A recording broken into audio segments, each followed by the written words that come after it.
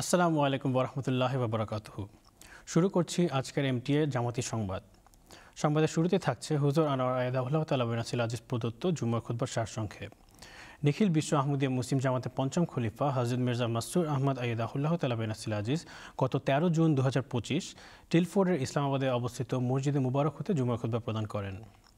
প্রিয় দর্শক, খুতবার মূল বক্তব্যের গভীরতা অনুভব করবার জন্য সম্পূর্ণ খুতবা শোনা অত্যন্ত গুরুত্বপূর্ণ। তাই সম্পূর্ণ খুতবা শুনতে ভিজিট করুন আমাদের ইউটিউব চ্যানেল এমটিএ অনলাইন 1 অথবা আমাদের ওয়েবসাইট mta.tv। আমাদের প্রাণপ্রিয় হুজুর আদাউল্লাহ তাআলা বিন নাসরিল আজিজ আজকের জুমার খুতবায় মক্কা বিজয়ের অভিযান সম্পর্কে আলোচনা করেন। খুতবার শেষ দিকে হুজুর ইসরায়েল ও ইরানের মধ্যকার সাম্প্রতিক বৈরিতাপূর্ণ পরিস্থিতির উল্লেখ করেন এবং পৃথিবীর সার্বিক শঙ্কাজনক অবস্থার প্রেক্ষিতে দোয়ার আহ্বান জানান। इस वक्त दुनिया के उम्मी हालात के लिए भी मैं कहना चाहता हूँ, अक्सर कहता हूँ, दुआएं करते रहें। जंग के फैलने के इम्कानात बढ़ते चले जा रहे हैं और अल्लाह ताला से दुआ करें कि अल्लाह ताला इसकी तबाहकारी से हमें महफूज रखे, क्योंकि अब तो ईरान पर इसराइल ने हमला कर दिया है और ख़तरनाक सूरत इख्तियार कर चुकी है ये जंग की हालत। ये लोग तो अब यही चाहेंगे, इसराइल की हुकूमत, कि एक एक करके तमाम मुसलमान ममालिक को नुकसान पहुँचाएँ, लेकिन मुसलमान मुल्क सोए हुए हैं, अपनी तरक्की और अपनी दूसरी तरजीहात जो हैं उन्हीं में डूबे हुए हैं और इनको समझ नहीं आ रही है क्या होना है। मुसलमानों के ना तो अमल रहे हैं, ना इनकी दुआ की तरफ तवज्जो है, और फिर ऐसी हालत में फिर जो नुकसान पहुँचेगा उसका ये तसव्वुर भी नहीं कर सकते। अल्लाह ताला इनको अक्ल दे और ये इस तरह तवज्जो करें और अपनी इकाई कायम करने की कोशिश करें। ये नहीं कि फ़लाँ फ़िरका है फ़लाँ फ़िरका है तो हम इसकी लिए मदद नहीं कर रहे। सब मुल्क ख़तरे में है, क्योंकि अल-कुफ़्रु मिल्लतुन वाहिदा हो चुका है। कुफ़ार जो हैं वो सब एक मिल्लत वाहिदा बन गए हैं और मुसलमानों को भी उम्मत वाहिदा बनना पड़ेगा अब, तभी इनकी बचत है। इसके बगैर कोई चारा नहीं। अल्लाह ताला हर मासूम को, हर मज़लूम को बड़े नुकसान से बचाए और हमें दुआओं की तरफ बहुत ज़्यादा तवज्जो देनी चाहिए। अल्लाह ताला हमें इसकी तौफीक भी अता फरमाए। এবারে অন্যান্য সংবাদ। আর প্রথমে থাকছে নাইজেরিয়া।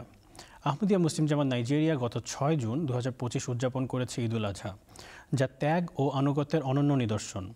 আল্লাহর সন্তুষ্টির জন্য হযরত ইব্রাহিম আলাইহিসসালাতু ওয়াসসালামের মহান ত্যাগকে স্মরণ করে লাখো মুসল্লি অংশ নেন ঈদের জামাতে। লাগোসের ওজোকোরো এলাকার তাহির মসজিদে ঈদের নামাজ ইমামতি করেন আহমদিয়া মুসলিম জামাতের নাইজেরিয়ার আমির আলহাজ আব্দুল আজিজ আল্লাতোয়ে সাহেব। নামাজ শেষে তিনি খুতবায় ঈদের প্রকৃত তাৎপর্য ও হযরত ইব্রাহিম আলাইহিসসালাম এবং তাঁর পরিবারের জীবন থেকে শেখার অমূল্য শিক্ষাগুলো তুলে ধরেন। প্রিয় দর্শক, আসুন দেখে নেই নাইজেরিয়ার ঈদুল আজহার এই পবিত্র দিনের পূর্ণাঙ্গ চিত্র। मुबारक ईद हो सबको, मुबारक।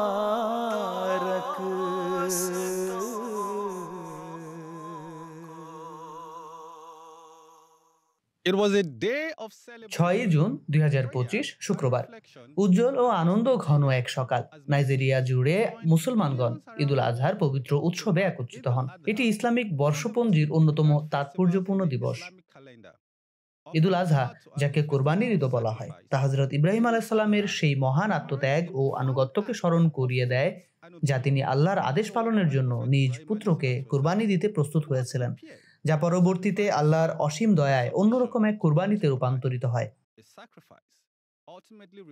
নাইজেরিয়ার বিভিন্ন স্থানে হাজার হাজার মুসলমান তাদের সুন্দর পোশাকে সজ্জিত হয়ে ঈদের নামাজে অংশ নেন।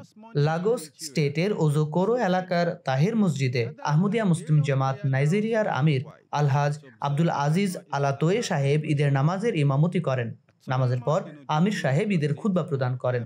তিনি ঈদুল আজহার তাৎপর্য তুলে ধরেন এবং হযরত ইব্রাহিম আলাইহিস সালাম ও তার পরিবারের সদস্যদের জীবনী থেকে প্রাপ্ত শিক্ষা নিয়ে আলোচনা করেন। मुबारक ईद हो सबको, मुबारक।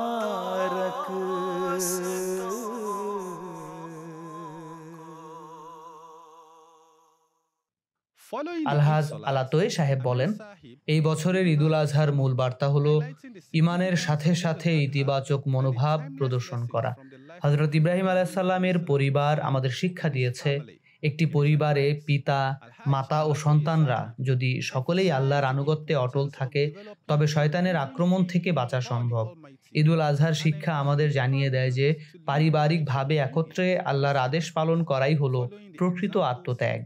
ঈদুল আজহা কেবল কুরবানি ও ধর্মীয় অনুশাসন পালনেই সীমাবদ্ধ নয়, বরং এই ঈদ পরিবারের সদস্যদের একত্রিত হওয়া, একসাথে খাওয়া দাওয়া এবং সমাজের মাঝে সম্প্রীতি ও ভালোবাসা সৃষ্টিরও এক উপলক্ষ।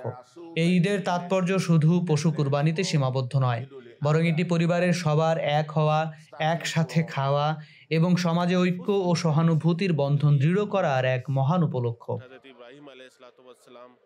হযরত ইব্রাহিম আলাইহিস সালাম আল্লাহর পথে তার সন্তানকে কুরবানি দিতে প্রস্তুত ছিলেন। আজকের দিনে আমাদেরকেও শেখানো হচ্ছে যে যদি আমরা আল্লাহর সন্তুষ্টি লাভ করতে চাই তবে যুগ খলিফার বা যুগের ইমাম যখন কোনো দাবি রাখেন তখন আমাদেরও প্রস্তুত থাকতে হবে সম্পদ, সন্তান, পরিবার, এমনকি আমাদের সময় সবকিছু কুরবানি করার জন্য।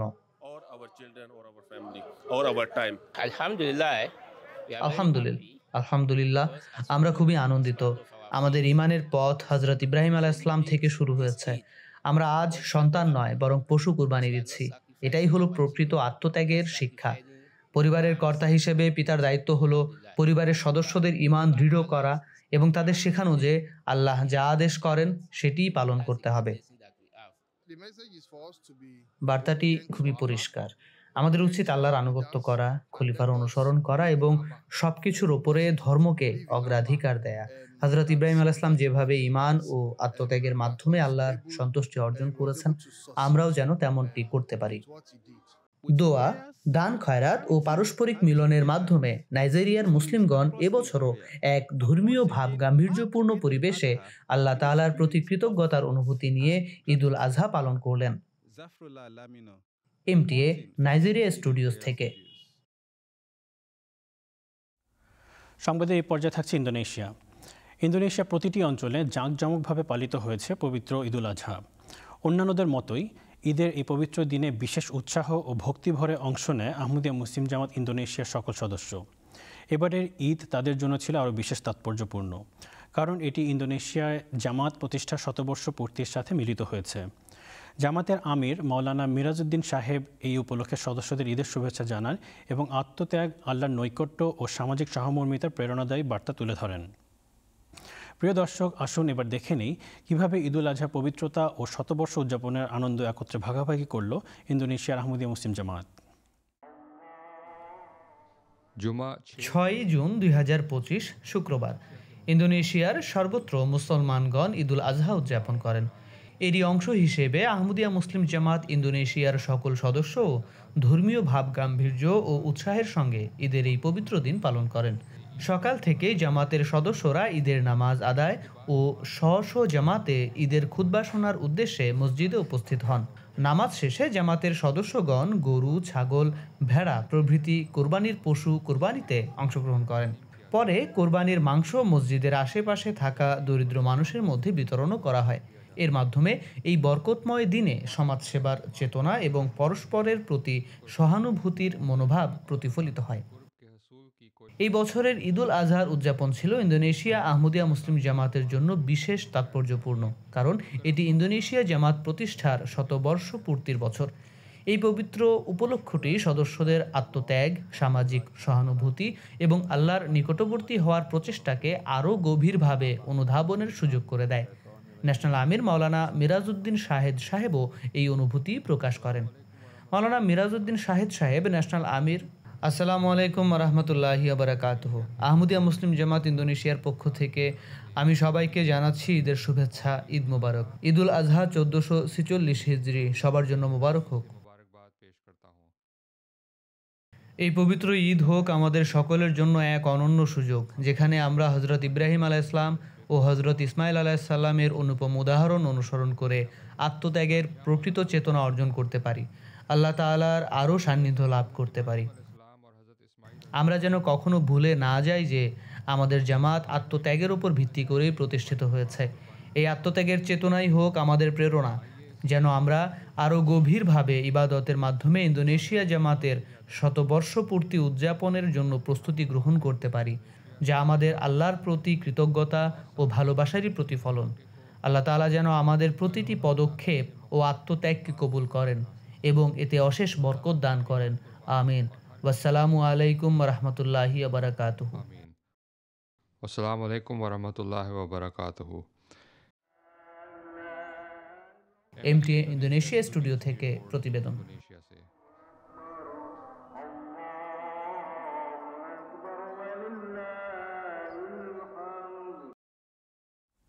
সংবাদের সর্বশেষ পর্যায়ে থাকছে যুক্তরাজ্য। খিলাফত দিবস উপলক্ষে মজলিস আনসারুল্লাহ ইউকে আয়োজন করে এক অনন্য সাহিত্যিক সন্ধ্যা তথা বার্ষিক মুশায়রা অনুষ্ঠান, যেখানে কবিতার ছন্দে ছড়িয়ে পড়ে খেলাফতের প্রেম, আনুগত্য ও আশীর্বাদের বার্তা। যুক্তরাজ্যের ইসলামাবাদে অবস্থিত মাসরুর হলে গত 30 মে 2025 সন্ধ্যায় অনুষ্ঠিত হয় এই অনুষ্ঠান, যা সরাসরি সম্প্রচারিত হয় ইউটিউবেও। বিশিষ্ট কবিদের কণ্ঠে খিলাফতের মহিমা, সত্য ও আত্মিক সম্পর্কে গল্প উঠে আসে ছন্দে ছন্দে। প্রিয় দর্শক, চলুন দেখে নিই কীভাবে এই পবিত্র সন্ধ্যা প্রাণ ভরে ধারণ করেছে খিলাফতের প্রতি ভালোবাসা ও আনুগত্যের বার্তা। मेरे दिलबर हो तुम, मेरे दिलदार भी, तुम मेरे यार हो और मेरा प्यार भी, तुम গত 30শে মে 2025 শুক্রবার সন্ধ্যায় মজলিস আনসারুল্লাহ ইউকে খিলাফত দিবস উপলক্ষে বহুল প্রতীক্ষিত এক বিশেষ মুশায়রা অনুষ্ঠান আয়োজন করে। তিনি দিনে শত শত ভুল ক্ষমা করে দেন, তিনি সবাইকে ভালোবাসেন, বিশেষ করে আমাদের। 100 खताएं एक दिन में दरगुजर करता है वो, प्यार सबसे और हमसे खास कर करता है वो। এই বছরের মুশায়রা পূর্বের ন্যায় ইসলামাবাদ ইউকের মাসরুর হলে অনুষ্ঠিত হয়। এই অনুষ্ঠান সরাসরি ইউটিউব লাইভ স্ট্রিমের মাধ্যমে বিশ্বের নানা প্রান্তের দর্শকদেরও মুগ্ধ করে। অনুষ্ঠানের সঞ্চালনায় ছিলেন মুবারক সিদ্দিক সাহেব। পবিত্র কোরআন তিলাওয়াতের মাধ্যমে অনুষ্ঠান শুরু হয়। Formally commenced with the recitation of the Holy Quran. وعد الله الذين آمنوا منكم وعملوا الصالحات